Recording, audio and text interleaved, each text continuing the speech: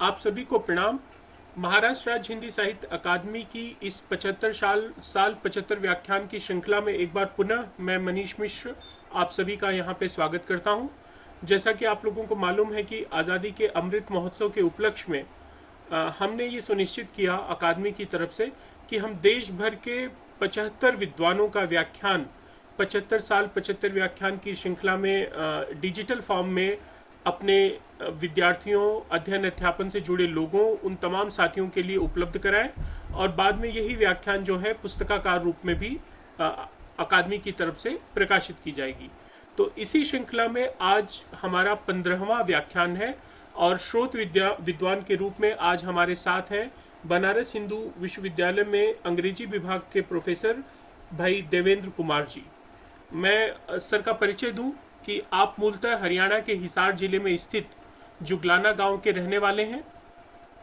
आपकी आरंभिक शिक्षा गांव के सरकारी स्कूल में हुई।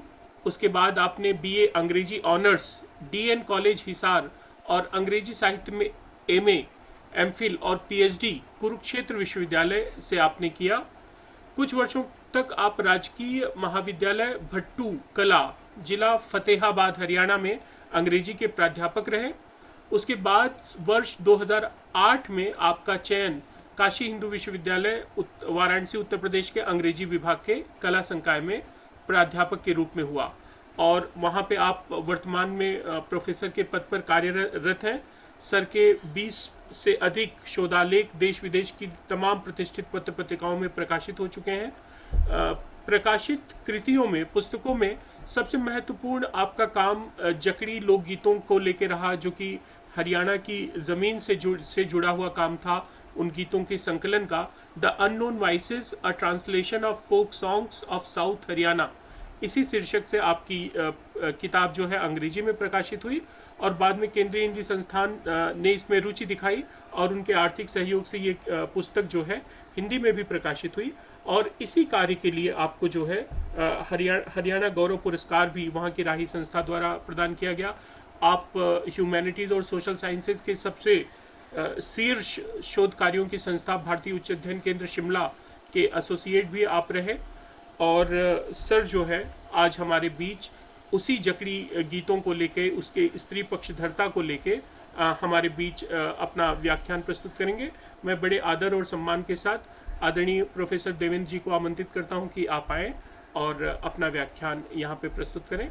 आदरणीय प्रोफेसर देवेंद्र कुमार जी। आप सबको नमस्कार।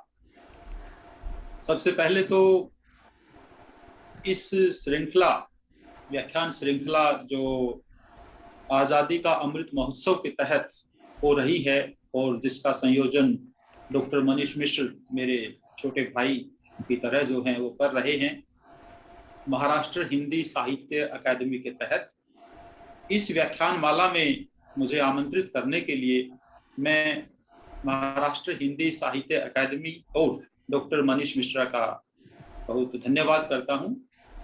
इन्होंने मुझे एक ऐसा मौका दिया, एक प्लेटफॉर्म दिया समाज के उन लोगों के बारे में बात करने के लिए जिनको इतिहास में कभी जगह नहीं मिली। हालांकि इस देश को बनाने में, इस देश की संस्कृति, इस देश के समाज को आगे ले जाने में जिनकी महती भूमिका रही है, और जो आज़ादी के 75वें वर्ष में हम जो आज़ादी का अमृत महोत्सव मना रहे हैं, उसका मूल उद्देश्य यही है, उन लोगों को याद करना, उनके योगदान का उल्लेख करना, जिनको मुख्य धारा का जो साहित्य इतिहास है, साहित्य है, उसमें जगह नहीं मिली। और मेरा मानना है कि हरियाणा की महिलाएं भी एक ऐसा ही वंचित वर्ग है जिनके काम की कभी सराहना नहीं हुई, क्योंकि उनके काम को हमेशा उपेक्षित किया गया, उनको इग्नोर किया गया। हालांकि नारीवाद आने के बाद जो शहरी महिलाएं हैं, पढ़ी लिखी महिलाएं हैं, उनके योगदान की चर्चा अब हम करने लगे हैं बड़े संकुचित भाव से। लेकिन वो ग्राम वासिनी महिलाएं जो निरक्षर हैं, अनपढ़ हैं, जिनकी पहुंच शिक्षा तक नहीं है, समाज के जो राष्ट्रीय राजमार्ग हैं उन तक नहीं है, जिनकी जिंदगी सिर्फ गांव में सिमटी हुई है, उन महिलाओं का योगदान क्या रहा, उसके बारे में आज बात मैं करना चाहता हूँ जकड़ी लोकगीतों के माध्यम से। इस व्याख्यान में मैं मुख्यतः 3 बातों का जिक्र करूंगा कि जकड़ी एक, क्योंकि मैं साहित्य का विद्यार्थी हूँ, तो हर एक जो कल्चरल इवेंट है, जो प्रैक्टिस है, उसको मैं साहित्य की दृष्टि से देखना पसंद करता हूँ, या मेरी आदत है। तो इन लोकगीतों को की साहित्यिकता क्या है, जकड़ी शब्द का अर्थ क्या है, इसके क्या मायने हैं, इस पे मैं थोड़ी सी बात करूंगा। उसके बाद इन जकड़ी गीतों का हरियाणवी संस्कृति में क्या स्थान है, इसकी हम बात करेंगे। और अंतिम खंड में, मैं जो मुख्य खंड होगा इसका, इन जकड़ी गीतों का हरियाणवी महिलाओं के जीवन से क्या जुड़ाव है, इसके बारे में हम बात करेंगे।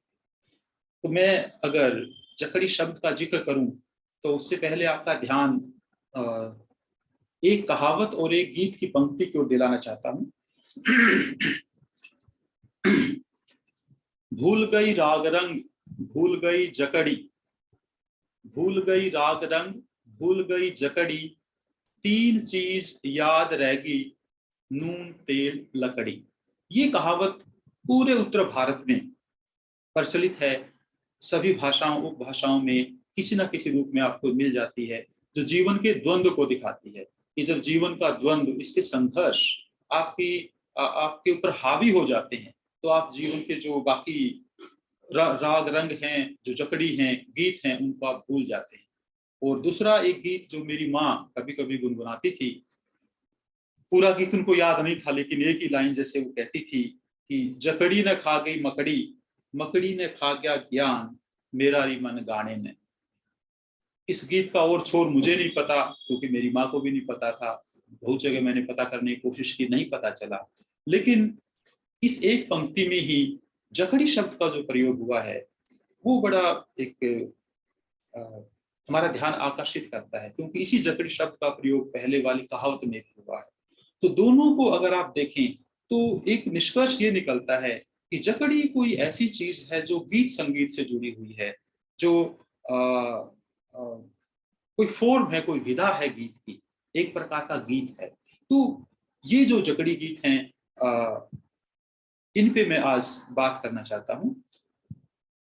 मैंने जब इस बारे में शोध करना शुरू किया, तो मुझे ये जानकर बड़ी हैरानी हुई, बड़ा आश्चर्य हुआ कि हरियाणा की जो आसपास की और संस्कृतियां हैं, जैसे राजस्थानी, पंजाबी, इधर आप आए तो बुंदेलखंडी, अवधी, कितनी तरह की, कहीं भी महिलाएं अपने इन गीतों, ऐसे गीतों को कोई एक नाम नहीं दे पाई, सामूहिक नाम नहीं दे पाई, लेकिन हरियाणा की महिलाओं ने इन गीतों को एक नाम दिया, जकड़ी। हालांकि इस तरह के गीत हर समाज की महिलाएं, हर संस्कृति की महिलाएं गाती हैं, जिनको कई लोग श्रम गीत भी कहते हैं, कि वर्क सॉन्ग। हालांकि मेरे कुछ रिजर्वेशन है उसको, उस टर्म को लेके, उसकी बात आज मैं नहीं करूंगा। आज मैं सिर्फ आपको जकड़ी के बारे में कुछ बताना चाहता हूँ। तो जकड़ी शब्द जब मैंने गीत इकट्ठे करने शुरू किए, तो मैं शुरू में सभी तरह के गीत इकट्ठे कर रहा था, लेकिन कुछ समय बाद मुझे पता चला, मुझे लगा कि जो जकड़ी गीत है, उन पे आज तक कोई काम उस तरह का हुआ नहीं है जिसको करने की जरूरत है। तो मैं फिर पूरे मनोयोग से इन गीतों के संग्रह और संकलन में लग गया। तो मेरे सामने जब मैंने ये पुस्तक का रूप देने की कोशिश की इसको, तो बात आई कि इन जकड़ी गीतों को आप परिभाषित कैसे करेंगे, इसकी भाषाई जड़ें क्या है इस शब्द की। तो उसके लिए मैंने, जो कि कोई भी एक रिसर्चर काम करेगा, कि डिफरेंट जो अलग अलग जो स्रोत थे ज्ञान के, हमारे शब्दकोश हैं, अलग डिक्शनरी हैं, एनसाइक्लोपीडिया हैं, विभिन्न विद्वान हैं, उनकी कही हुई बातें हैं, इनको मैंने एक्सप्लोर किया। और दुर्भाग्य रहा कि कहीं भी जकड़ी शब्द की या तो जिक्र ही नहीं मिला बड़े बड़े शब्दकोशों में, या कहीं मिला हल्का फुल्का किसी जैसे छोटी मोटी डिक्शनरी में, तो बड़ा ही एक सतही तौर पे उसकी कोई व्याख्या उस गीत से उसको जोड़ नहीं पाए।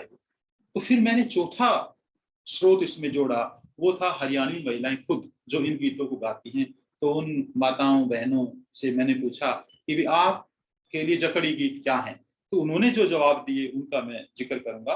और उससे पहले कुछ डिक्शनरी के जो शब्द मेरे सामने, इनसे मिलते जुलते कुछ आए, हालांकि वो बिल्कुल एक दूर का संबंध इनमें है, लेकिन यही मुझे मिल पाया डिक्शनरी में। हो सकता है कि मैं उस स्रोत तक पहुंच नहीं पाया हूं जहां शायद जकड़ी का जिक्र हो, लेकिन जितना मैं एक्सप्लोर कर पाया उसमें ये शब्द मिले नहीं। एक शब्दकोश था, उसमें शब्द आया जांगड़ी। जांगड़ी शब्द जो, जिसको कहते हैं कि यह वह गीत है जो बंदी जन गाते हैं। ये भार्गव हिंदी शब्दकोश की बात कर रहा हूँ कि वह गीत जो बंदी जन गाते हैं। तो जांगड़ी, तो मेरे मन में एकदम एक जांगड़ी से जकड़ी हो सकता है बना हो। और क्योंकि इन गीतों में जैसे आप देखेंगे कि जकड़ी गीतों में भी महिलाओं की जो दमित भावनाएं हैं या उनके जीवन के कष्ट हैं, क्लेश हैं, उन्हीं का जिक्र होता है कि उनका जीवन हमेशा एक समस्याओं से घिरा हुआ जीवन है। लेकिन मैं इसे संतुष्ट नहीं हुआ कि ये कोई इस तरह की डेफिनेशन। फिर एक हिंदी हरियाणवी शब्दकोश है, डॉक्टर जयनारायण कौशिक का लिखा हुआ। उन्होंने इसको कहा तुकांत या अतुकांत रंजक उक्ति। ये बात मुझे कचोट गई कि जकड़ी गीत इतने महत्वपूर्ण और एक हरियाणा का आदमी ये बात कह रहा है कि ये तो तुकांत या अतुकांत रंजक उक्ति हैं, बेसिर पैर की बातें हैं जिनका कोई मतलब नहीं होता। तो इसके पीछे कारण ये भी हो सकता है। और इस परिभाषा पे अगर आप ध्यान दें तो आपको ये लगेगा कि हरियाणवी समाज लिंग के आधार पे कितना ज्यादा बटा हुआ है कि वो महिलाएं जो सारा दिन किसी ना किसी अवसर पे दिन में 3-4 बार कम से कम इन गीतों को गाती रही हैं पारंपरिक रूप से, और पुरुष उनको सुनते रहे हैं। और उन्हीं में से एक पुरुष लिख रहा है कि ये तुकांत या अतुकांत रंजक उक्ति हैं। तो ये क्या दिखाता है कि जेंडर डिविजन, लिंग लिंग विभेद हरियाणा के समाज में बाकी और समाजों की तरह बहुत ज्यादा गहरा रहा है। साथ साथ रहते हुए भी वो बिल्कुल अजनबी की तरह रहे हैं। या तो पुरुषों ने महिलाओं की संस्कृति को तुच्छ समझकर बिल्कुल उपेक्षित कर दिया, या उन्होंने इनकी ओर ध्यान देने की कोशिश ही नहीं कभी समझने की कोशिश नहीं की वो क्या गा रही हैं, क्या वो कर रहे हैं। ये एक छोटी सी डेफिनेशन आपको उस समाज में ले जाती है जहाँ महिलाएं बिल्कुल एक अलग जीवन जी रही हैं, पुरुषों के साथ घर में रहती हैं, लेकिन उनका सांस्कृतिक जीवन, सांस्कृतिक संसार अलग है। तो ये जकड़ी गीत उस सांस्कृतिक संसार में प्रवेश करने का एक माध्यम बना मेरे लिए। और आज मैं कोशिश करूंगा कि आप भी उस संस्कृति को जान पाएंगे इन गीतों के माध्यम से। फिर मैंने कोशिश की कि जकड़ी शब्द की एक भाषाई व्युत्पत्ति क्या हो सकती है, उसका रूट क्या हो सकता है, क्या जड़ हो सकती है, किस शब्द से निकला होगा। तो इस खोज में मैं इसमें से एक पैरा पढ़ना चाहूंगा। जकड़ी शब्द की व्युत्पत्ति और इतिहास संबंधी अन्वेषण ने मुझे सदियों पुरानी एक सूफी परंपरा की जड़ में पहुंचा दिया, जिसे जिक्र जली कहा जाता है। सूफी जो 6वीं-7वीं शताब्दी में भारत में आना शुरू हुए, उनकी एक परंपरा थी जिक्र जली, जिसका क्या अर्थ था? जिक्र जली का अर्थ है परमात्मा के बारे में मन में उठे विचारों को ऊंची आवाज में गा गा कर लोगों को बताना। जिक्र जली, गा गा कर बताना ऊंची आवाज में, खुले शब्द में। ऐसा प्रतीत होता है कि सूफियाना मस्ती में सराबोर जिक्र जली की लय महिलाओं के लोक संसार में शीघ्र ही लोकप्रिय हो गई होगी।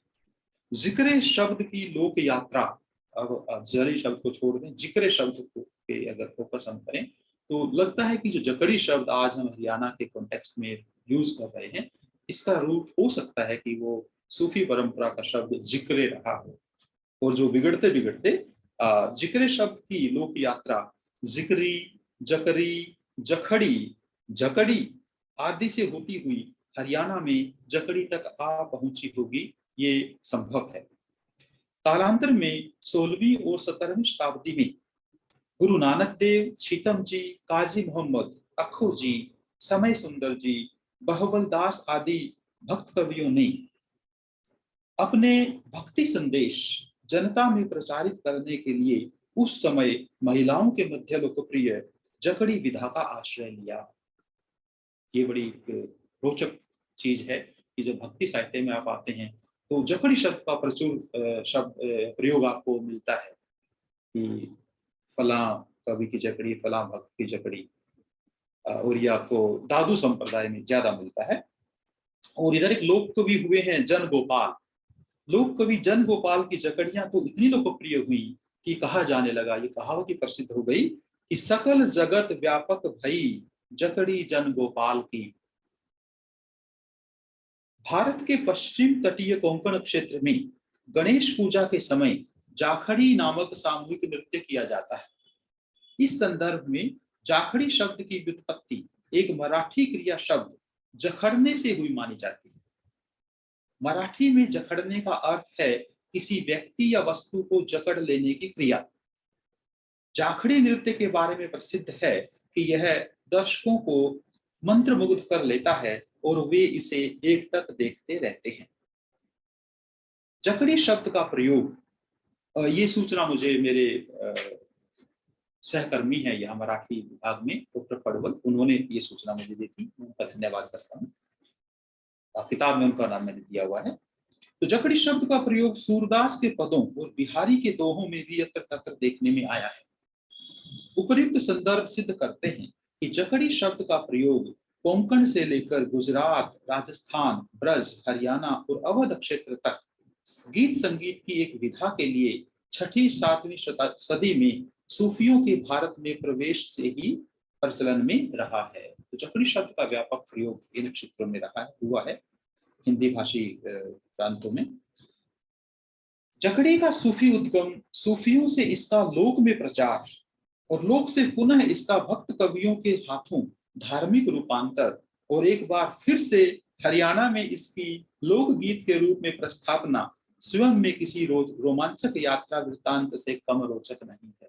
तो शब्द की यात्रा, अगर जो कुछ मैं खोज पाया हूँ वो सही है, तो इस जकड़ी शब्द की शब्द यात्रा बड़ी रोमांचक है कि धार्मिक परंपरा सूफी से वो लोक में आया, लोक से फिर 16वीं-17वीं शताब्दी में भक्ति में फिर आ गया वो, और 19वीं-20वीं शताब्दी में हरियाणा में फिर लोक में आ गया वो महिलाओं के लोकगीत के रूप। किसी निष्कर्ष पर पहुंचने से पहले, लेकिन ये सभी एक कयास आप कह सकते हैं, क्योंकि कोई पुख्ता एक इंफॉर्मेशन मेरे पास नहीं है फिलहाल इन चीजों को लेकर। जितना हम खोज पाया उसके आधार पर मैंने इसको समझा था ना। फिर मैंने सोचा कि जो महिलाएं हैं वो इन गीतों के बारे में क्या सोचती हैं, उनसे ही पूछा जाए।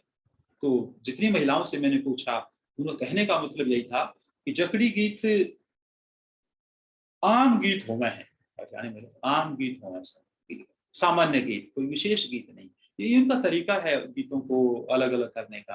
तो विशेष गीत वे हुए जो किसी मांगलिक अवसर पे गाए जाते हैं, किसी तीज त्योहार पे गाए जाते हैं, किसी पर्व उत्सव में गाए जाते हैं, और आम गीत कभी भी गा लिए जाए। उन्होंने कहा कि आम गीत होवे से ना ये नाचन के होंगे, इन पे डांस नहीं हो सकता, ना ये ब्याह शादी के होते, ना ये मृत्यु गीत होते, ना किसी रात्रि जगह के गीत होते, ये ना किसी उत्सव के गीत होते। इनको कहती हैं कि किसी टाइम गा लो, कभी गा लो, दिन में काम करते हुए। और ये गीत, इनका कंटेंट क्या है, किस बारे में होते हैं? ये फौजी के गीत होते हैं, सास बहू के गीत होते हैं, जेठ बहू के गीत होते हैं, भाभी ननद के गीत होते हैं। और कहती है कि ये सब ऐसे गीत हैं वो जकड़ी कहती है। एक महिला ने ऐसे इसको डिफाइन किया। ये कहती है कि जकड़ी तो सीधी ये जोड़ी और बना ली। ये देखिए खास बात, कि संस्कार गीत हैं वो परंपरा से चले आ रहे हैं, उन्हें प्रक्षेपण आप कर सकते हैं थोड़ा बहुत, लेकिन ज्यादा नहीं। जकड़ी गीत को कहती है किसी समय धुन कोई दिमाग में आई, कोई बात दिमाग में आई, बनाया गीत आपने और गा दिया, जकड़ी बन गई। और किसी टेम पे गा लो, कड़े खड़ी होके गा लो, कहीं आप खड़ी होके कुएं पे, खेत की पगडंडियों में, घर में बैठे हुए, चरखा काटते हुए, खाना बनाते हुए, पशुओं को की देखभाल करते हुए, किसी समय कहती है गीतों का गा लो। और फिर एक ने इसको डिफाइन किया कि ये गीत होते, ये इनको कंटेंट को लेके, ये पति पत्नी के प्यार के गीत हो सकते हैं, उनकी तकरार के गीत हो सकते हैं, सास बहू के झगड़े के गीत हो सकते हैं, भाभी नंद की तकरार के गीत हो सकते हैं, देवरानी जेठानी के गीत, बहू जेठ के गीत, देवर भाभी के गीत, ये कंटेंट इन गीतों का है। वो कहती है कि ये घर के बारे में, घर के बारे में मतलब रूटीन में जो लाइफ है उनकी, सामान्य दैनिकचर्या है, दिनचर्या जो है, उसके संबंध में जो गीत हैं वो जकड़ी गीत होते हैं। तो यहाँ ये एक बात समझ में आती है कि जहाँ सांस्कारिक गीत, संस्कार गीत विशेष अवसर पे गाए जाते हैं, उनका दैनिक जीवन से कोई संबंध नहीं होता, दूसरी तरफ जकड़ी गीत हैं वो दैनिक जीवन के गीत हैं। तो ये जकड़ी गीत हैं, और क्योंकि हमारा उद्देश्य हरियाणवी महिलाओं को उनके दैनिक जीवन के संदर्भ में समझना है, उनके दर्शन को समझना है, उनकी सोच को समझना है, उनकी आकांक्षाओं को समझना है, उनकी परेशानियों को समझना है, तो जकड़ी लोकगीत बड़े महत्वपूर्ण है उस चीज को समझने में।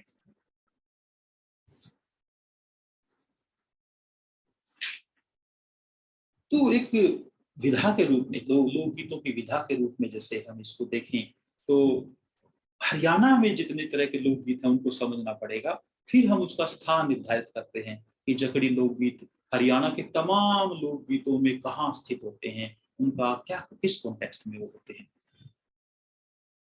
मेरी दृष्टि में हरियाणा के लोकगीतों को 7 वर्गों में बांटा जा सकता है। एक तो जन्म संबंधी गीत, तीन तरह के संस्कार गीत ही हो गए कि जन्म से संबंधित गीत, दूसरे विवाह संबंधी गीत, तीसरे मृत्यु संबंधी गीत, तो बहुत थोड़े हैं। चौथा ऋतु संबंधी गीत, सावन के गीत हैं, कार्तिक मास के हैं, फागुन के हैं। देन नृत्य गीत, जिन गीतों पे महिलाएं नृत्य करती हैं, सामूहिक नृत्य करती हैं। और छठा है भजन, दूसरी दुनिया, मतलब ये भगवान परमात्मा के बारे में, आत्मा परमात्मा के बारे में गीत। और सातवां जकड़ी, तो जकड़ी एक बड़ी महत्वपूर्ण विधा इस संदर्भ में आप देखेंगे।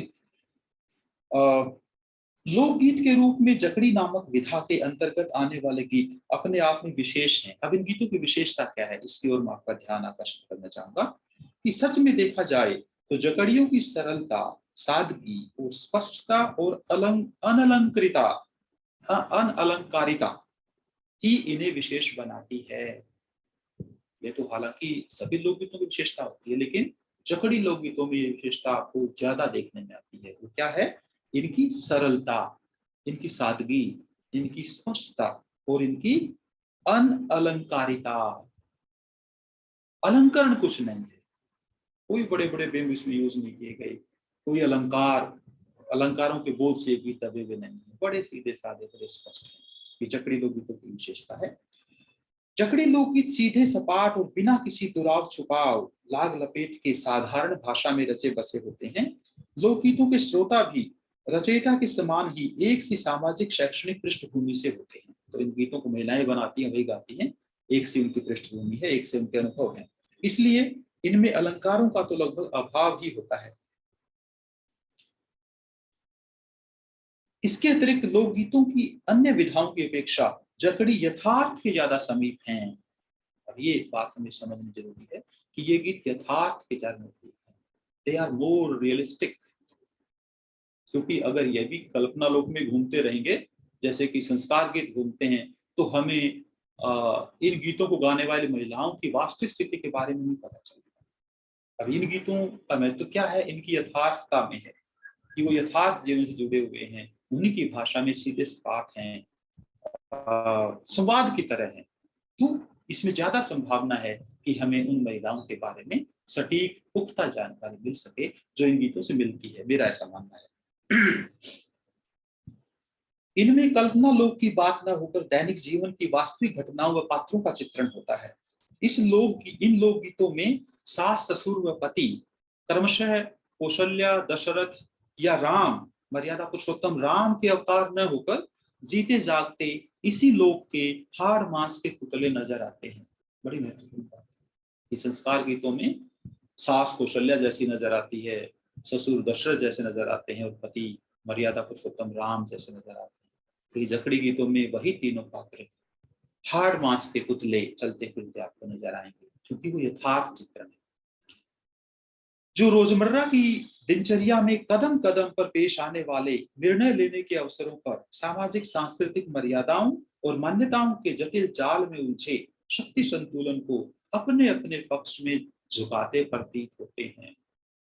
वो अपनी बात को मनवाने के लिए संघर्ष करते रहते हैं सभी पात्र इसमें। इन लोकगीतों की अचूक हृदय ग्राह्यता का कारण यही नजर आता है, और इसी कारण नजर आता है कि ये गीत इतने जल्दी दिल को छू जाते हैं या इतनी ज्यादा लोग को प्रिय महिलाओं में। अब ये देखा जाए कि ये लोकगीत, महिलाओं के जो लोकगीत हैं, उसको समझने की जरूरत है कि उनकी जो परफॉर्मेंस होती है किसी भी अवसर पे, जकड़ी लोकगीतों का क्या उसमें महत्व है। जैसा मैंने पहले कहा कि ये गीत कभी भी गाए जा सकते हैं, इसका मतलब ये शादी के समय भी गाए जा सकते हैं, पुत्र जन्म के समय भी गाए जा सकते हैं। उस समय कैसे होता है?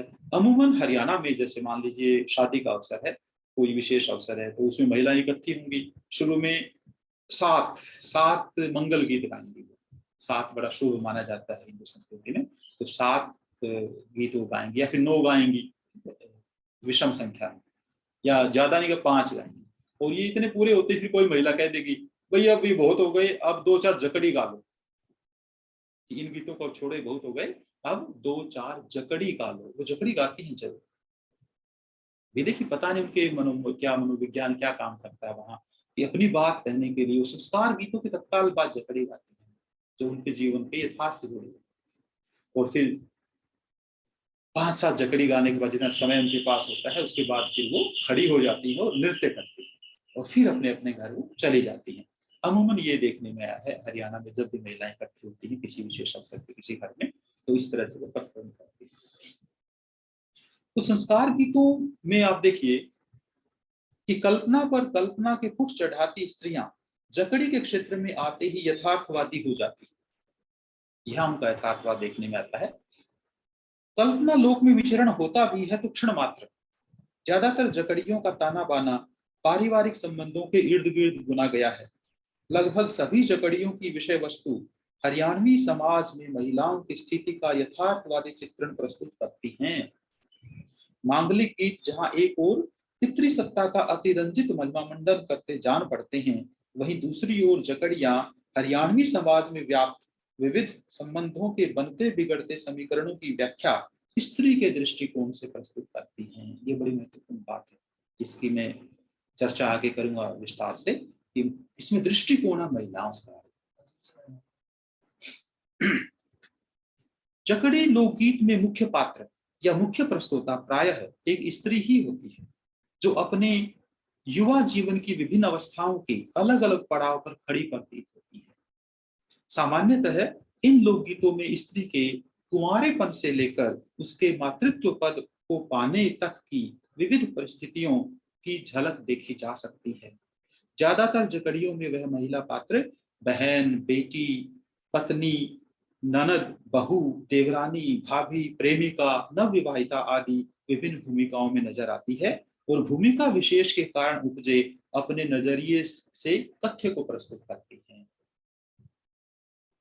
ये खोज का विषय था और मुझे ये एहसास हुआ कि इन गीतों में ऐसा होता है कि सभी जकड़ी गीतों में आप देखेंगे कि ये फर्स्ट पर्सन नैरेटिव है, उत्तम पुरुष हिंदी में जिसे हम कहें नैरेटिव है। और कौन है वो फर्स्ट पर्सन? महिला। और महिला भी किस उम्र की? युवा महिला, युवती, रजस्वला होने से लेके पुत्रवती होने तक की यात्रा। ये देखिए ये बड़ा एक पड़ाव है उसके जीवन, बड़ा महत्वपूर्ण पड़ाव उसके जीवन का है, जिसकी अभिव्यक्ति जकड़ी लोकगीतों के माध्यम से होती है। और महिला के विभिन्न रूप उस दौरान, वो पत्नी भी है, किसी की बहन है, किसी की कुल वधू है, किसी की बेटी है, किसी की पहले प्रेमिका भी हो सकती है, देवरानी भी है, जेठानी भी है। तो उस नजरिए से, उसी पर्टिकुलर नजरिए से अपने वो तथ्य का जो पर्सपेक्टिव वो प्रस्तुत करती है, और उससे हमें जानने को मिलता है कि इस महिला की क्या सोच है उस चीज के बारे में। इसलिए जकड़ी गीत बड़े महत्वपूर्ण है। जकड़ी लोकगीतों की सांस्कृतिक और समाज शास्त्रीय उपादेयता इस तथ्य में निहित है कि ये लोकगीत हरियाणवी महिला के जीवन की सबसे महत्वपूर्ण, शायद सबसे अनिश्चित और उथल पुथल से युक्त पड़ाव की सटीक अभिव्यक्ति है। स्त्री के जीवन का यह पड़ाव है उसके रजस्वला होने से शुरू होकर उसके पुत्रवती होने तक का समय। मैंने जैसे बताया कि ये पड़ाव जो बड़ा महत्वपूर्ण है। महिला के जीवन में जितनी भी महत्वपूर्ण घटनाएं घटनी होती हैं, इस जीवन में घट जाती हैं। रजस्वला होती है तो हार्मोनल चेंजेस के कारण कितने डिस्टर्बेंसेस उसके मन में, उसके दिमाग में, शरीर में चलते रहते हैं। फिर उसकी शादी हो जाती है, उसका विस्थापन होता है अनिवार्य रूप से पितृसत्तात्मक समाज में, कि स्त्री को जाना पड़ेगा, महिला लड़की को ससुराल जाना पड़ेगा। तो एक स्त्री की उम्र का यही वह पड़ाव है जिस दौरान उसके जीवन में आने वाले स्त्रीजन्य बदलाव झंझावात के रूप में आते हैं। वह लड़की से युवती बनती है। विवाह के उपरांत वह नितांत पराये घर और अजनबी परिवेश में स्थानांतरित कर दी जाती है। उसकी सबसे कड़ी परीक्षा इस बात में होती है कि वह कितना और किस तरीके से अपने आप को ससुराल में स्थापित कर पाती है। फिर सब उसके पुत्रवती होने का इंतजार करने लगते हैं। एक एक दिन उसके लिए भारी तनाव लेकर आता है। अगर वह पुत्र को जन्म देती है तो उसे ससुराल में कुलवधू के रूप में स्वीकार कर लिया जाता है, वरना उसका संघर्ष जारी रहता है। अब मैं जो ये व्याख्यान है, इसके जो अंतिम खंड है उसके बारे में बात करना चाहूंगा कि इस महत्वपूर्ण पड़ाव की अभिव्यक्ति अगर ये गीत हैं तो हमें क्या क्या पता चलता है स्त्री के बारे में, उसकी सोच के बारे में, और कैसे उसकी सोच पुरुष की सोच से अलग है इस पितृसत्तात्मक समाज में। और यही है इन जकड़ी लोकगीतों की स्त्री पक्षधरता, कि उन्हीं के गीत उन्हीं के पक्ष के बारे में बात करते हैं, और हमें उस नजरिए को सुनने, सोचने, समझने की जरूरत है। तभी हमारा जो ये आजादी का अमृत महोत्सव है, हम मानेंगे कि कुछ आहुति हमने भी दी इसमें, कि उन महिलाओं का जिक्र किया, उनके योगदान का जिक्र किया जिनके बारे में आज तक कभी बात नहीं हो पाई। हरियाणा में महिलाओं द्वारा गाई जाने वाली जकड़ियां सही मायनों में एक स्त्री के विवाहोपरांत होने वाले स्थापन और पुनर्स्थापन के बीच के अत्यंत महत्वपूर्ण कालखंड की सटीक और मुखर अभिव्यक्ति हैं। एक युवती का दुल्हन के रूप में ससुराल पहुंचना और अपरिचित माहौल एवं अजनबी लोगों के बीच दिन रात रहकर अपने लिए स्थान बनाना, ये कितना महत्वपूर्ण। अजनबी लोगों के बीच अब उसको, उसकी जिम्मेवारी है कि वो अपना स्थान बनाए, सुनिश्चित करे, वहां के लोगों की नहीं। वास्तव में मानवीय जीवन की एक बहुत बड़ी चुनौती है। इस विस्थापन और पुनर्स्थापन के दौर में उसे कितनी ही तरह की पारिवारिक, सामाजिक, सांस्कृतिक और यहाँ तक कि भौगोलिक संरचनाओं की दुरूहता से दो चार होना पड़ता है। यह केवल वह स्त्री ही जान पाती है और कोई नहीं जानता। इन्हीं जटिल संरचनाओं के बीच अपनी मनोवैज्ञानिक यात्रा की सामूहिक एवं कलात्मक अभिव्यक्ति हरियाणवी महिलाएं जकड़ी लोकगीतों के माध्यम से सशक्त ढंग से पेश करती है। महिलाएं अपने कष्टपूर्ण जीवन को एक कलात्मक अभिव्यक्ति लोकगीतों के माध्यम से, जिसे वो जकड़ी कहती हैं, उसमें प्रस्तुत करती है। तो दो गीत हैं मैंने चुने हरियाणवी लोकगीतों में से, हजारों लोकगीत हैं, लेकिन एक फ्रेम बनाने के लिए कि जकड़ी लोकगीतों को कहाँ बीच में रखा जाए। तो एक गीत है जब लड़की शादी के बाद गोना होने पर अपने ससुराल जाती, क्या उसके मन में उमंग है। और दूसरा गीत है जब वो पुत्र को जन्म देती है ससुराल जाने के बाद, कई साल के बाद जब टाइम होता है। तो इन दो गीतों के बीच में, इन दो गीतों के भाव देखिए और उसके बीच में फिर आप जकड़ी को समझने की कोशिश कीजिए, तो आपको अलग ही संसार नजर आएगा। मैं थोड़ा सा गुनगुना के आपको बताता हूँ। पहला गीत जो है कि जब गोना होता है, समुकलावा बोलते हैं हरियाणा में उसको, तो उसके क्या चाव है मन में कि ओहो चामुकलावे के, ओहो चामुकलावे के, मैं दूसर लेके जाऊं री चामुकलावे के, उसको चाव चढ़ा हुआ है मुकलावे। और फिर लास्ट का जो अंतिम जो गीत मैं बताना चाहता हूँ आपको, वो पुत्र जन्म पे गाया जाता है। बड़ी बुजुर्ग महिलाएं गाती हैं उस माँ के सम्मान में, जो अभी जिसने अभी पुत्र को जन्म दिया है। और वो बड़ी मार्मिक गहरी धुन है उसकी, उसको भी मैं बनाता हूँ। उसमें शब्द पे ध्यान दीजिए। कुल वधु कहते हैं उसको, पहली बार शादी होके कभी की आई है वो, कुल वधु अब तक नहीं थी, कुल वधु आज बनी है जब उसने पुत्र को जन्म दिया है। बगड़ बिचाले पीपली नंदलाल, बगड़ बिचाले पीपली नंदलाल, लाला जियो जाका तो अड़बड़ पान, प्यारी लागे कुल बहू नंदलाल। पहली बार कुल वधू प्यारी लगी है सास ससुर को, बाकी लोगों को। ये है उसका अपने अपने आप को स्थापित, इस मोमेंट पे उसने अपने आप को स्थापित किया है। कितने संघर्ष के बाद इन महिलाओं का इतना संघर्षपूर्ण जीवन है, और इस संघर्ष के दौरान वो किस तरह के गीत गाती हैं, वो गीत हैं जकड़ी लोकगीत, जिनके बारे में आज हम बात कर रहे हैं। तो हरियाणवी स्त्री के जीवन में घटने वाली इन दो महत्वपूर्ण घटनाओं के बीच में शायद और बहुत कुछ घट जाता है, जिसके सामने स्त्री का आगे पीछे का जीवन महत्वहीन नगण्य प्रतीत होता है। फिर उसका बचपन कैसा था, उसका बुढ़ापा कैसा हुआ, ये सब नगण्य हो जाता है। सबसे महत्वपूर्ण कालखंड यही हो जाता है उसके जीवन का। उसके बाद उसकी चर्चा नहीं होती कभी। ससुराल के लिए विदा होते समय युवती को एक आदर्श वधू के रूप में व्यवहार करने की सीख जकड़ी में दी गई। ससुराल के लिए अब मैं इसके स्त्री पक्ष घटना की बात कर रहा हूँ, स्टेप वाइज 5-6 लोकगीतों के माध्यम से बात कर रहा हूँ। आती है तो उसके माँ बाप, उसकी सखियां उसे सलाह देती हैं, उसको उपदेश देती है कैसा व्यवहार वो करे कि आदर्श पत्नी, आदर्श कुलवधू, आदर्श भाभी के रूप में व्यवहार करे। और उसकी बड़े गीत की 2 लाइन कि ससुर के सामने उसको बोलना नहीं है, सास की इज्जत नहीं घटानी है, और जेठ और देवर को गैर पराया नहीं समझना है, और जेठानी को अपनी बहन की तरह मानना है। ये चीजें अगर आप करेंगी तो बेटी कभी उलाहना लेकर नहीं आओगी, माँ बाप को कभी उलाहना नहीं आएगा। ये सोच उनकी देखिए। सुसर कश्यामी बोलिए मत ना, सासड़ की कदर घटाइए मत ना, नणंदल ने धमकाइए मत नाए, बेटी गाड़ दिवाइए मत ना। कि बेटी अगर ऐसा करोगी तो हमें गाली नहीं पड़ेगी, अगर तुम इसके विरुद्ध काम करोगी तो तुम्हारे माँ बाप को गालियां दे जाएंगे। ये उपदेश लड़की लेके आती है ससुराल। वो बहुधा ही देखने में आया है कि वह युवती ऐसे ही आदर्श अपने मन में लेकर ससुराल आती है। शुरू में सब कुछ बड़ा अच्छा लगता है उसको, उसका पति भी स्नेह करता है उससे, बाकी लोग भी स्नेह करते हैं शुरुआती दिनों में, और पति उसे इतना स्नेह करता है कि एक जकड़ी के माध्यम से, कि उस समय ट्रेडिशनल जीवन उनका था, तो सुबह उठ के उनको चक्की पे अनाज पीसना होता था, गेहूं बाजरा जो भी होता था, अर्ली मॉर्निंग उठ के। उसके पति को उससे इतना प्यार हो गया, इतना अच्छी लगी वो, उसने देखा कि इससे तो चक्की नहीं चल रही है, तो खुद उठ के वो सुबह उसकी जगह चक्की चलाने लग जाता है।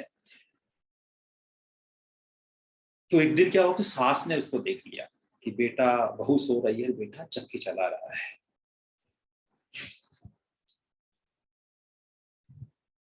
पखत उठ के चाकी झोइए, मतलब बखत उठ के चाकी झोइए, चाकी धो रहा बस है, मेरी सासड़ की आंख उगड़ गई यो के चाड़ा। सास की आंख उगड़ी, उसको लगा ये तो कमाल हो गया, बड़ा अजीब चीज हो गई। और उसी मोमेंट से सास है वो बहू से ईर्ष्या करना शुरू कर देती है, और वो ईर्ष्या फिर किसी ना किसी रूप में पूरे जीवन उनके बीच चलती रहती है, कटुता कारण बनती है। शादी के बाद फिर पुरुष को अपने काम धंधे पे जाना पड़ता है, खेत में जाना पड़े या अगर नौकरी करता है तो 2 ही चीज थी हरियाणा में, या तो खेत में जाए या फौज में जाए। ठीक है, तो उसी तरह 2 तरह जकड़ियां बहुत मिलती हैं। तो शादी के कुछ दिन बाद फिर लड़के का पिता भी कहने लगता है, उसको डांटने लगता है कि तुम भाई जाओ अपने काम पे जाओ। तो तब अपनी पत्नी से वो कहता है, उनके बीच संवाद होता है, नौकर जांगिर कोरी बाप लड़े से। कहता है कि हमें नौकरी पे जाना पड़ेगा काम पे, क्योंकि पिताजी लड़ाई करते हैं। तो वो कहती है, हम भी चलेंगे पिया सास लड़े से। तो कहती है कि भी मेरी सास मुझे दम करती, मैं भी साथ चलूंगी। लेकिन उस समय की परंपराएं देखिए कि स्त्री को साथ लेके जाना तो बड़ी अशुभ बात, बुरी बात मानता है। वो कहता है, दोनों का जाना गोरी ठीक नहीं से, सोती नहीं मन छोड़ डिगर गया। ये मार्मिकता उनकी होती है। उसने कहा कि नहीं, हम दोनों साथ में जाएंगे। वो कहती है कि रात को मैं सो रही थी, तभी वो पता नहीं किस समय मुझे छोड़ के चला गया, छोड़ के। अब वो महिला कहती है कि अब उसका असली संघर्ष अब भी शुरू। पति के रूप में थोड़ी सी सपोर्ट उसको थी, वो भी खत्म हो गई। फिर एक जकड़ी जैसे ये है कि सास बहू के बीच सास ताने देने लगती है, अब बहू है जिसको अब रोटी का एक माध्यम बना के एक बिंब के रूप में प्रयोग किया है। इस तरह के इतने झगड़े महिलाओं में बे बात के होते हैं, सास बहू में स्पेशली एक दूसरे को ताना देने का मौका छोड़ते नहीं है। वो कहती है कि सास है वो बाजरे की रोटी उसको खिला रही है और बहू कह रही है कि मुझे गेहूं की रोटी दो, मैं बाजरे रोटी नहीं खा पाऊंगी। तो सास कहती है कि क्या तुम्हारे बाप साहूकार हैं जिन्होंने गाड़ी भर के गेहूं तुम्हारे साथ भेज दिए? तो इस तरह की बातें इनमें चलती हैं। तो उस नवविवाहिता के लिए उसी सास ही नहीं बल्कि अन्य संबंधी विशेषकर ननद और जेठ भी कष्टदायी बन जाते हैं। ऊपर से अगर उसका पति प्रदेश में है तो उसका जीवन एकाकी और उद्देश्यहीन होते देर नहीं लगती। वह अपने मायके को याद करती है और वापस जाना चाहती है। ऐसे में जब उसका भाई उससे मिलने आता है तो उस स्त्री का मन उल्लास से भर जाता है, वह उसके साथ मायके जाना चाहती है। लेकिन यहाँ भी विडंबना देखिए कि उसका भाई उसे बताता है कि माँ तो कहती है कि बेटी को ले आना करके, लेकिन पिता ने कहा कि नहीं नहीं, बेटी अपने घर ही करे। ये सोच बिल्कुल सकता है। जैसे हमारे यहाँ कहते हैं कि ट्रेडिशनली की इस घर से डोली उठ के ससुराल गई है तो ससुराल से अर्थी ही उसके निकले, वो यहाँ नहीं आएगी। बाप की वो सोच है। माँ मिलना चाहती है बेटी से, बेटी मिलना चाहती है, माँ के जाना चाहती है, बाप कहता है। ये बहुत पुरानी जकड़ी है, मेरी माँ से मैंने बहुत पहले सुनी थी। इसकी 2 लाइन आपको सुनाना चाहता हूँ, दिमाग में कहिए। वो अपने भाई से बात कर रही है कि भाई मेरे अब मेरे मन की बात है क्योंकि मेरी माँ ने क्या कहा। फिर वो ये कहता है कि माँ ने कहा कि बेटी को घर दे आना, बाप ने कहा कि नहीं। फिर वो सीता की तरह विलाप करती है स्त्री, क्योंकि जिसके बाप ऐसे कह रहे हैं कि उसको इस घर में जगह नहीं है, तो धरती माता को फट जा और मुझे अपनी गोद में दे। कह दे रे पीरा मेरा मन की रे बात, भोला मन की रे बात, माए मेरी ने के कया जे। माए कया सरे बाई ने ले घर आए, भोला ले घर आए, बाप कया दी मेरी घर भली जे। पाटज ए धरती द्यो ने बिवाड़, भोली द्यो ने बिवाड़, जिनके तो जामी यूं कवें जे। इस तरह वो निराश हो जाती है कि मायके में भी उसको जगह नहीं है। देखिए उस स्त्री के धीरे धीरे करके सारी आशा की किरण डूबती जा रही, बिल्कुल नितांत अकेली। इसी संघर्ष की मैंने शुरू में बात की थी कि जो रजस्वला होने से पुत्रवती होने तक का जो समय कितना कष्टदायक समय होता है, ये किसी ट्रेजेडी से कम नहीं, किसी संघर्ष से कम नहीं है।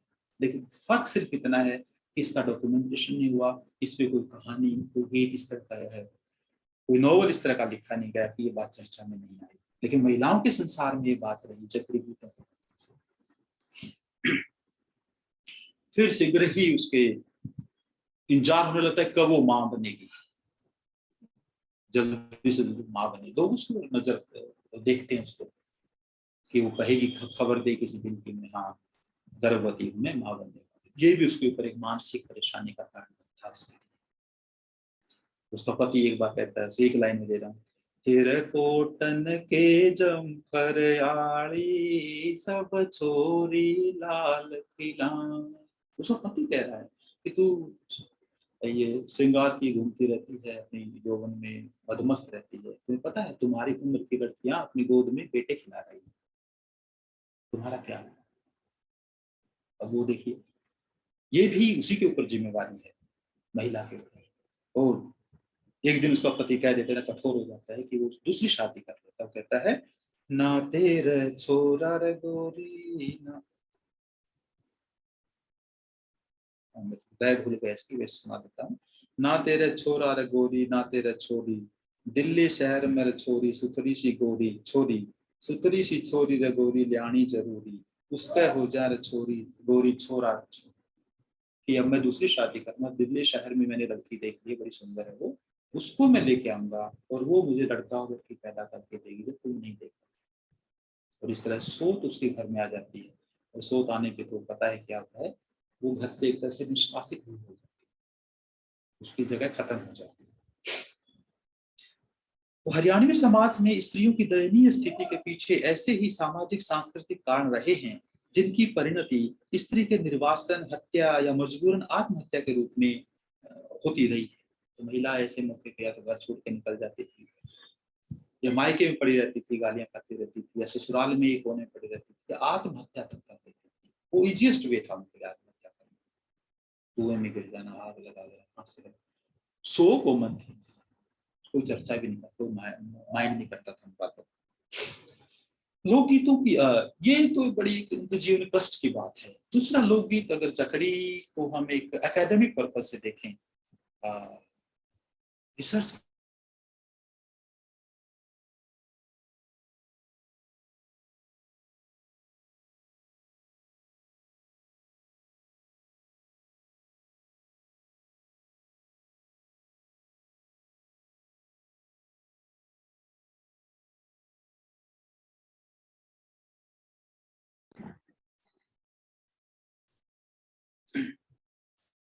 वो अपने लिए एक स्पेस क्रिएट कर लेती है महिला वहां पे।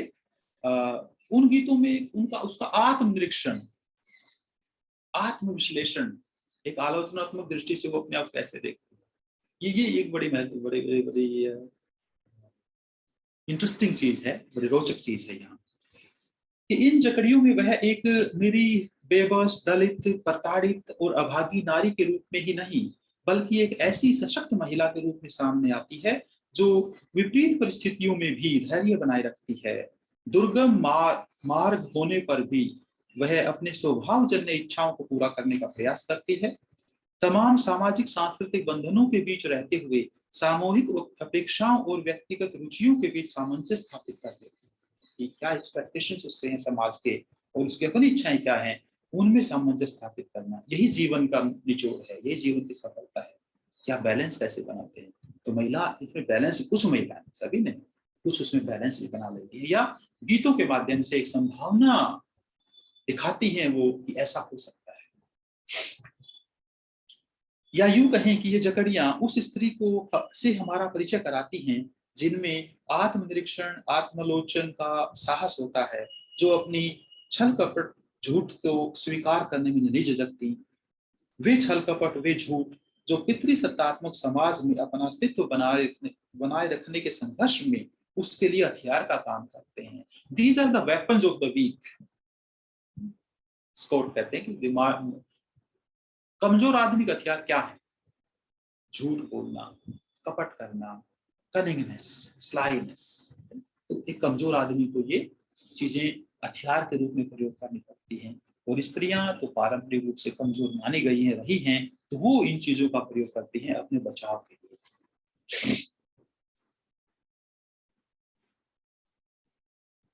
एक बड़ा छोटा सा गीत है लेकिन बड़ा रोचक है कि महिला लड़की है, वो युवा हो गई, वो ससुराल जाना चाहती, लेकिन उसके पिता अभी उसको भेजना नहीं चाहते, 2-4 साल के बाद उसको भेजना। वो अपनी माँ से बात करती है कि माँ मुझे जाना है। माँ कैसे, दोनों माँ बेटी मिलके कनिंगनेस के थ्रू मैनेज करती हैं कि बेटी को ससुराल भेज दिया जाए। मैं पहले सुनाता हूँ, जो 6 लाइन इसकी हैं, 4 लाइन, फिर उसके बाद में एक्सप्लेन करता है इसको। तेरी सिम बातें लिली बूंद और धन चांदा ना तेरा, तेरी माँ मन दे न घाल उरजी लागतना मेरा, हे तेरी साथण बूझे बात तायरी हम न फाट्या न बेरा, हे उसकी सासू सख्त बीमार जमाई ले क्या सही मेरा। 4 लाइन का गीत, जकड़ी कितनी महत्वपूर्ण बात महिलाएं कह जाती छोटी सी। बेटी कहती है कि मुझे तुम्हारा धन नहीं चाहिए, दहेज नहीं चाहिए, मुझे एक नया सूट, सलवार कमीज सिलवा दो और मुझे ससुराल भेज दो, मैं चले जाऊं। वो चली गई। सहेलियां पूछती हैं उसकी माँ से कि भाई ऐसे कैसे, हमें बताया नहीं चला, अचानक कैसे चली गई।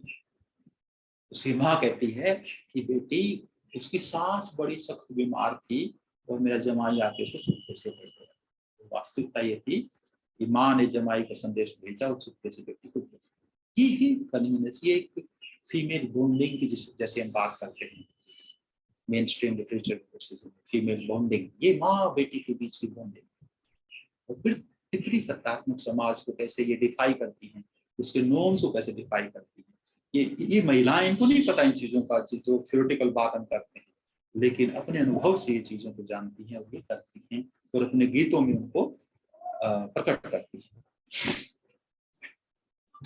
वो आ गई है महिला ससुराल में, लेकिन थोड़े समय बाद उसको एहसास होता है कि यहाँ भी सब कुछ गड़बड़ है, रूटीन लाइफ वही उसी तरह की है तो आखिरकार महिला ही वो, तब बेटी थी अब वो बहू बन गई है, लेकिन उसका और ज्यादा जिम्मेवारियां उसकी बढ़ गई हैं।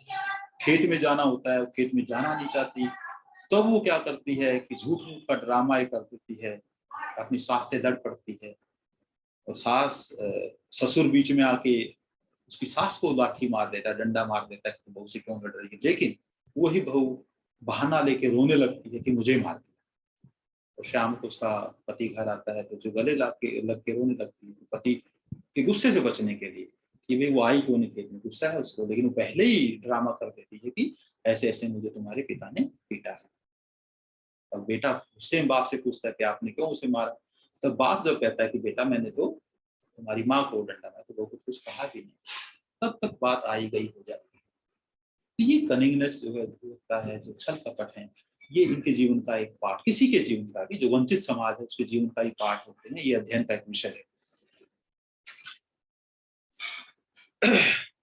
इसी तरह कुछ और गीत हैं, जब पति प्रदेश में है तो महिला किसी से उसका संपर्क हो जाता है या फिर थोड़ा सा अट्रैक्शन उसका होता है, फिर शिकायत जब पहुंचती है तो पति के प्रकोप से बचने के लिए झूठ मूठ का ड्रामा ऐसे कर देते हैं कि वो बच भी जाती है अंत में। महिला, ये जब गीत मैंने रिकॉर्ड किया था, महिलाओं की जो आंखें आपस में मिलके जो बात कर रही थी, वो क्षण बहुत महत्वपूर्ण था मेरे लिए समझने के लिए महिला के संसार का, कि उनका संसार अलग है। इस तरह वो वहाँ कम्युनिकेशन में चल रहा है, जुबान से कुछ कह रही है, मन में कुछ हो सक रहा है, इशारों में कुछ हो सक रहा है। समग्र रूप में कहा जा सकता है कि जकड़ियों का संसार इन्हें गाने वाली हरियाणवी महिलाओं के आंतरिक संसार की ही भांति विविधताएं लिए हुए है। यह आंतरिक संसार, इनर वर्ल्ड शब्द जो प्रयोग किया सुधीर कक्कड़ ने एक अपनी किताब में, उसका मैंने हिंदी रूपांतर किया है, आंतरिक संसार। एक हरियाणवी युवती के जीवन की सबसे महत्वपूर्ण अवस्था का चित्रण करने के अतिरिक्त जकड़ियां समसामयिक राजनीतिक, सामाजिक, सांस्कृतिक घटनाओं को भी लोकगीतों के सागर में समेटती रही हैं। अब तक जो गीत मैंने आपको बताए वो महिला से संबंधित थे, लेकिन ऐसे को 90% गीत ऐसे हैं जो महिलाओं से संबंधित, उनके जीवन से संबंधित हैं, लेकिन 10% ऐसे गीत भी हैं जो समसामयिक राजनीतिक और सामाजिक घटनाओं से संबंधित प्रेरित होते हैं। उस तरह की जकड़ियां भी आपको वहां मिलती हैं। तो वो दिखाते हैं कि महिलाएं सिर्फ अपने जीवन उस सेल्फ सेंटर्ड नहीं है, आत्म केंद्रित नहीं है, उनकी नजर आसपास के परिवर्तन पे भी पड़ती है।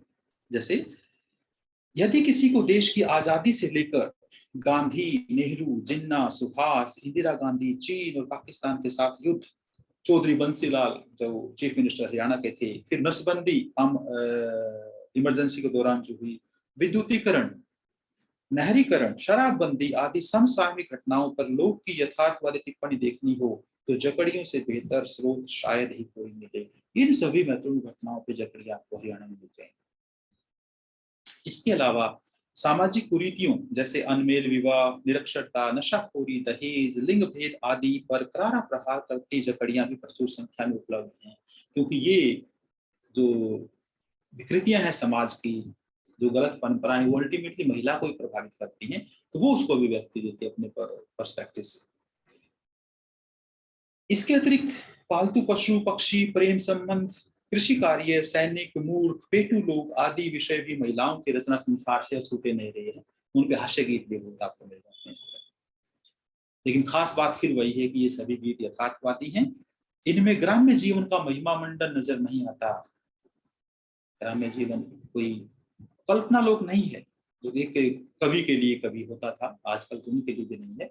एक महिलाओं के लिए ग्राम्य जीवन कभी कल्पना लोक नहीं रहा, कभी उन्होंने महिमा मंडन उसका नहीं किया, बल्कि ये गीत विभिन्न व्यवसायों, विशेषकर कृषि से जुड़े विभिन्न खतरों, थकान, ऊब और गरीबी का बखान करते हैं। साथ ही किसान की पत्नी को कितने स्तरों पर किन किन परेशानियों से जूझना पड़ता है, इसका विस्तृत वर्णन इन गीतों में दृष्टिगोचर से होता है।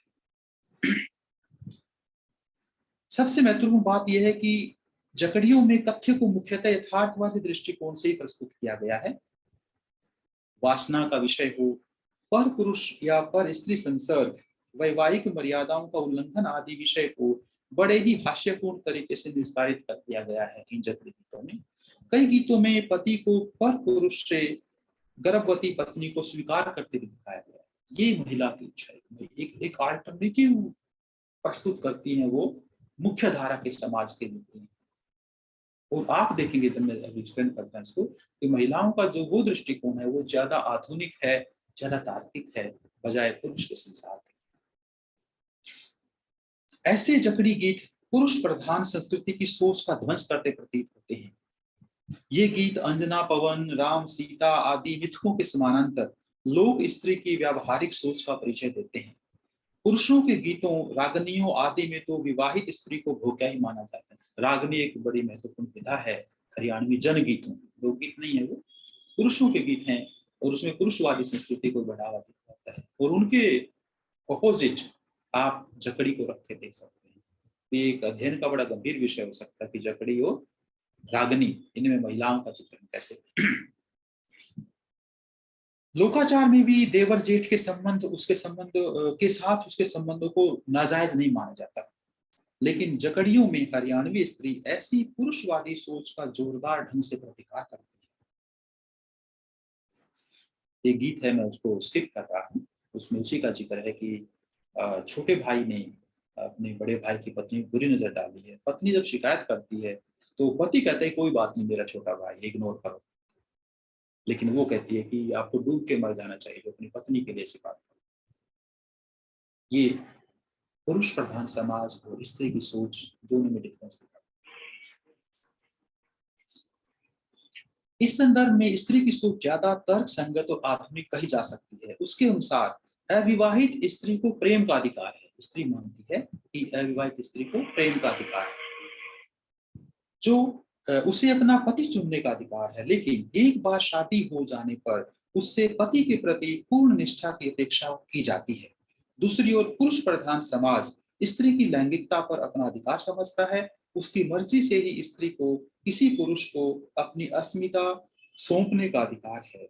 बाद में वह पुरुष अगर उस स्त्री के शरीर को अपने बंधु बांधवों के साथ बांट भी लेता है तो आमतौर पर यह चर्चा का मुद्दा नहीं बनता। ये पुरुष प्रधान सोच है, लेकिन स्त्री अपने जकड़ी गीतों में इसका प्रतिकार करती है। जैसे मैंने कहा कि इसको मैं छोड़ देता हूं। अब ये समस्या मेरे सामने आई कि हजारों गीत थे जकड़ी लोकगीत।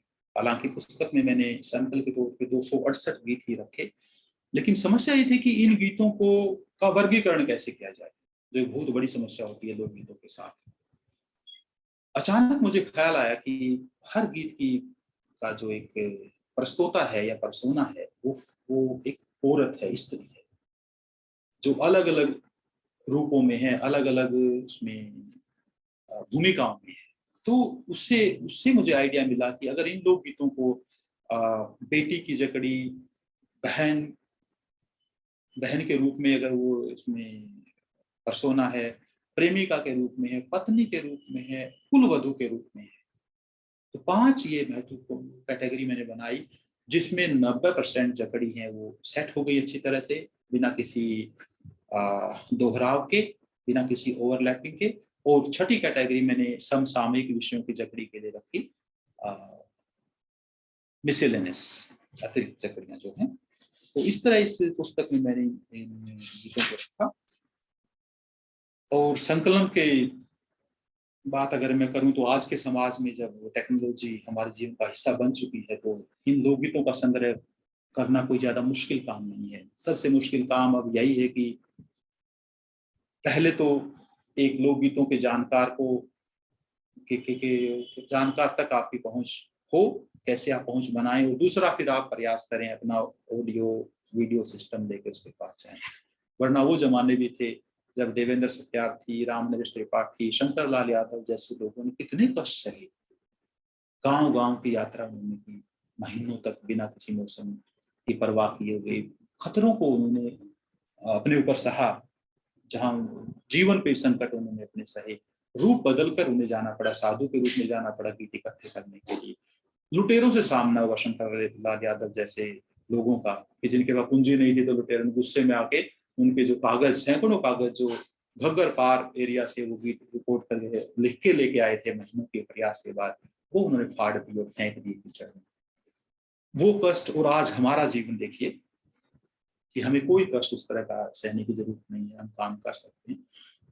ये गीत क्यों हम करें? क्योंकि ये आज़ादी का 75वां वर्ष है, और 75 वर्ष आज़ादी के बहुत लंबा समय होता है किसी भी एक कॉलोनियल हैंगओवर को खत्म करने के लिए। तो आज अगर हम कहें कि हम कॉलोनियल थे, हम कॉलोनाइज थे इसलिए हमारी सोच ऐसी रहेगी, वो एक बहाना है कुछ न करने का।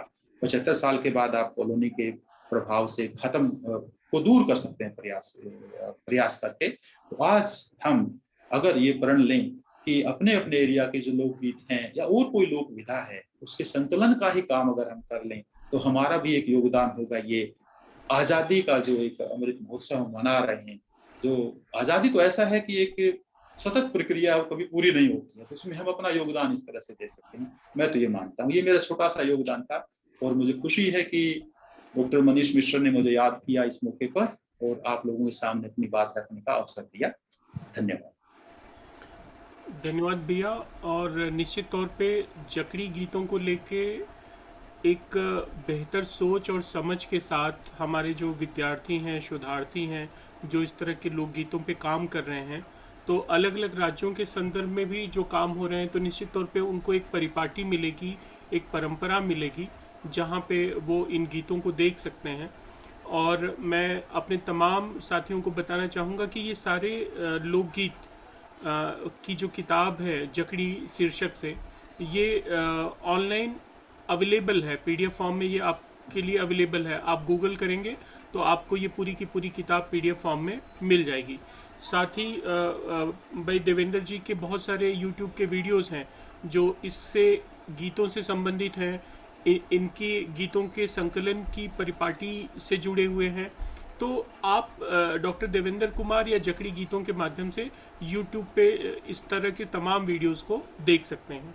एक बार पुनः मैं महाराष्ट्र राज्य हिंदी साहित्य अकादमी की तरफ से आदरणीय प्रोफेसर देवेंद्र कुमार जी के प्रति हार्दिक कृतज्ञता ज्ञापित करता हूं कि आपने हमारा ये अनुरोध स्वीकार किया और आज की इस श्रृंखला में इस व्याख्यान के माध्यम से एक बहुत बड़ा योगदान आपने भी इस पूरी 75 व्याख्यान की श्रृंखला को पूरा करने में दिया। मैं आपके प्रति एक बार पुनः आभार व्यक्त करते हुए आपकी अनुमति से आज के इस व्याख्यान की समाप्ति करने की घोषणा करता हूँ।